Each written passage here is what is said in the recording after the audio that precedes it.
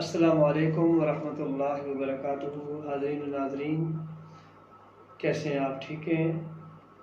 اس امید کے ساتھ کہ ماہ مقدس کے 8 روزے مکمل ہوئے، اس کے فضل اور اس کے کرم سے بحمد اللہ تعالی آج ہمیں 9ویں تراویح پڑھنے کی سعادت نصیب ہوئی ہے، اور سلسلہ تراویح کے اندر تلاوت کردہ منزل کے مضامین کو لے کر ایک مرتبہ پھر آپ کی خدمت میں حاضر ہوں۔ آج ہم نے سورہ توبہ کا بقیہ حصہ جو کہ 11ویں پارے میں، اس کے بعد سورہ یونس مکمل اور سورہ ہود 12ویں پارے کے 4 رکوع پڑھنے کی سعادت نصیب ہوئی ہے۔ آج کی منزل کی ابتدا میں اللہ کریم نے اپنے محبوب کریم صلی اللہ علیہ وسلم کے غلاموں کی شان بیان فرمائی، صحابہ کرام علیہم الرضوان کی جو درجات ہیں ان کا ذکر فرمایا۔ والسابقون الاولون من المہاجرین والانصار، صحابہ حضور کے سارے ہی شان والے ہیں، بلکہ کتنا خوبصورت فرمایا تاجدار گولڑا پیر سید نصیر الدین نصیر شاہ صاحب نے کہ میرے حضور کے غلاموں کی عادت کیا ہوتی تھی کہ ان صحابہ کی پر اتوار نگاہوں کو سلام، جن کا مسلک تھا طواف رخ زیبا کرنا۔ تو صحابہ کرام کی تو شان ہی نرالی ہے کہ جس نے چہرہ رسول کو دیکھ لیا، زمانے کے غوث، کتب، ابدال، تابعین، تبع تابعین، وہ اس کے قدموں کے خاک کے برابر بھی نہیں ہو سکتے۔ تو ان میں سے بھی کچھ درجات فرمایا، السابقون الاولون من المہاجرین والانصار والذین اتبعوہم باحسان۔ سرٹیفکیٹ کیا ملا؟ رضی اللہ عنہم ورضوا عنہ۔ آج میں بھی کہتا ہوں، آپ بھی کہتے ہیں، ہر امیر و غریب جس کے سینے میں اللہ نے دولت ایمان دے رکھی ہے، وہ یہ کہتا ہے کہ میں اللہ سے راضی ہوں۔ مزہ کس بات کا ہے کہ اللہ کی ذات خود فرمائے، اے بندے میں تجھ سے راضی ہوں۔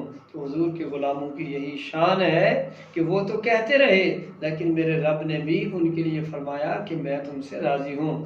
وجہ صرف کیا ہے کہ دامن مصطفیٰ جس کے ہاتھ میں آ جاتا ہے، پھر اسے زمانے کی بھلائیاں مل جایا کرتی ہیں۔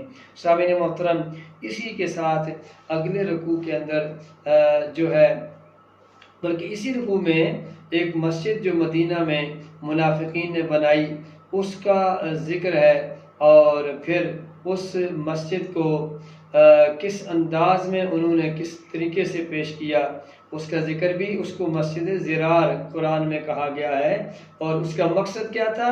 کفرم بین و تفریقم بین المؤمنین، کہ کفر اور مسلمانوں کے درمیان جدائی ڈالنے کا جو انہوں نے منصوبہ بنایا تھا، وہ ایک مسجد کا انہوں نے نام دے دیا، اللہ کریم نے اسے گرانے کا حکم دے دیا۔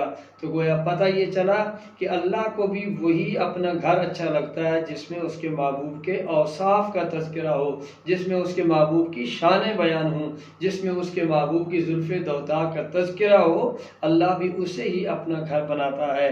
اور پھر سامعین محترم، اللہ تعالیٰ خرید و فروخت کرتا ہے۔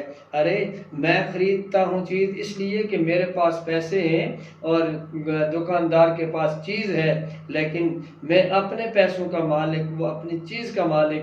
یہاں تو دوستو معاملہ ہی کچھ اور ہے کہ اللہ جو خالق ہے، جو مالک ہے، جو ہمیں جان دے کے پھر ہم سے ہی خرید رہا ہے۔ کیسے خریدتا ہے؟ ان اللہ اشتری من المؤمنین انفسهم واموالهم۔ اللہ فرماتا ہے آ جاؤ اہل ایمان، سب سے بڑی بات یہ ہے کہ اس نے دولت ایمان عطا فرمائی، یہ بھی ہماری ذاتی نہیں ہے، اسی کی دی ہوئی ہے۔ پھر دوسرا کرم یہ کیا کہ ہمیں جان دی، یہ بھی اپنی نہیں ہے، چاہتا تو رستے کا پتھر بنا دیتا، سنگریزہ بنا دیتا، لوگ ٹھوکریں مارتے اور ہم لوگوں کی ٹھوکریں کھاتے کھاتے کہاں چلے جاتے۔ کرم بالائے کرم کہ اس نے ہمیں انسان بنایا، کرم یہ کہ اس نے ہمیں مسلمان بنایا، پھر مہربانی یہ کہ اس نے ہمیں اپنے محبوب کا غلام بنایا۔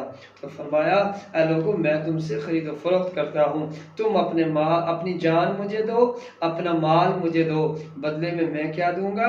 بِأَنَّ لَهُمُ الْجَنَّةَ، میں تمہیں جنت دوں گا۔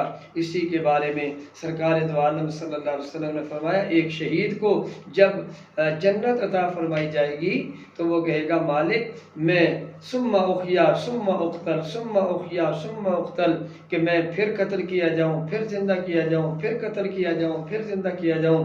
اللہ کریم کو یہ سب کچھ پتہ ہونے کے باوجود مالک پوچھے گا کیا وجہ ہے؟ فرمایا مالک اے میرے کریم وہ جو تیرے نام پہ گردن کٹانے پہ مزہ آیا تھا وہ تیری جنت میں بھی نہیں ہے۔ سبحان اللہ۔ تو یہ درجہ شہادت اور یہ خرید و فروخت کا معاملہ اللہ کریم اپنے بندوں سے کر رہا ہے۔ اور اس کے بعد اللہ نے اپنے بندوں کی شان التائبون العابدون الحامدون السائحون الراکعون الساجدون الآمرون بالمعروف والناہون عن المنکر والحافظون لحدود اللہ وبشر المؤمنین، یہ ہے اہل ایمان کی شان۔ اب آپ وقار اس سورہ توبہ کے آخر میں اللہ نے دو نام اپنے بھی ہیں اس کے اور اس کے محبوب کے بھی ہیں۔ اگر آپ 24ویں پارے میں دیکھیں تو وہ افوض امری الی اللہ ان اللہ بصیر بالعباد واللہ غفور الرحیم ان اللہ غفور الرحیم واللہ رؤوف بالعباد۔ یہ رؤوف بھی اللہ کا نام ہے، رحیم بھی اللہ کریم کا نام ہے۔ اور اس سورہ پاک میں سورہ توبہ کی آخری آیات میں سیکنڈ لاسٹ آیت میں فرمایا کہ لقد جاءکم رسول، تمہارے پاس ایک رسول تشریف لائے جو کیا ہیں، حریص علیکم بالمؤمنین رؤوف الرحیم، وہ مومنین کے ساتھ رؤوف بھی ہیں، وہ مومنین کے ساتھ رحیم بھی ہیں۔ سامعین محترم، اس کے بعد سورہ یونس بہت لمبے مضامین ہیں، کس کس کا ذکر کریں کس کو چھوڑیں، ہمارے وقت کی تنگیاں، ہماری علم کی کمیاں وہ تو آڑے آتی ہیں، اس کا سمندر، اس کا بحر بے کرام مارتا ہوا، اس کا ٹھاٹھے مارتا ہوا سمندر وہ ذوق مطالعہ کے لیے پکار رہا ہے۔ اور اس کے ساتھ ہی اللہ کریم نے اس پارے کے اندر اپنے نیک بندوں کی شان بیان فرمائی، فرمایا الا ان اولیاء اللہ لا خوف علیہم ولا هم یحزنون۔ وہ کون ہیں؟ وہ نہیں ہے کہ جو پروفیشنل اپنے آپ کو اللہ کا ولی کہتے ہیں، بلکہ الذین آمنوا وکانوا یتقون، جو ایمان لائے، دولت تقوی اختیار کی۔ فرمایا لہم البشریٰ فی الحیات الدنیا وفی الآخرہ، ان کے لیے دنیا میں بھی کامیابی ہے اور آخرت میں بھی کامیابی ہے۔ شامل محترم، پھر اسی طرح آگے چل کر اللہ کریم نے 12ویں پارے کے اندر بڑا خوبصورت پیغام دیا، اور وہ پیغام کیا ہے کہ جب حضرت نوح علیہ السلام کا بیٹا وجودی پہاڑ پہ چڑھ کر کہتا ہے کہ طوفان آئے گا تو میں آپ کے ساتھ سوار نہیں ہوتا، میں تو پہاڑ پہ چڑھ جاؤں گا، میں بچ جاؤں گا، لیکن فرمایا لا عاصم اليوم من امر اللہ الا من رحم، اللہ کے سوا کوئی نہیں بچا سکتا، جس پر اللہ رحم کرے بچتا وہی ہے۔ اور پھر اس کو وہ موجوں میں غرق ہونے لگا۔ حضرت نوح علیہ السلام نے دعا کی، مولا یہ میرا بیٹا ہے اور تیرا وعدہ ہے اے میرے مالک تو ہی احکم الحاکمین ہے۔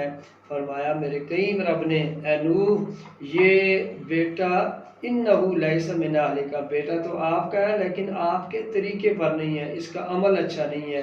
تو پتہ یہ چلا کہ اگر باپ خود تو نیک ہے اور بیٹا اس کا اچھا نہیں ہے تو باپ کے عمل بیٹے کو نہیں بچا سکتے، بلکہ اس نے اپنے اولاد کی تربیت ایسی کرنی ہے کہ بروز قیامت اللہ تعالیٰ اپنے کرم سے اس بیٹے کی اچھی تربیت کے صدقے اور اس بیٹے کے اس قرآن کے اس واقعہ سے ہمیں یہ ملتا ہے کہ ہمیں اپنی اولاد کی تربیت اس انداز میں کرنی چاہیے کہ ان کا عمل صالح ہو، ان کی نیت خالص ہو اور اللہ کی بارگاہ میں وہ جھکنے والے ہوں۔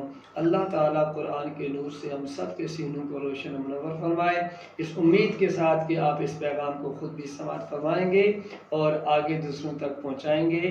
والسلام علیکم ورحمۃ اللہ وبرکاتہ۔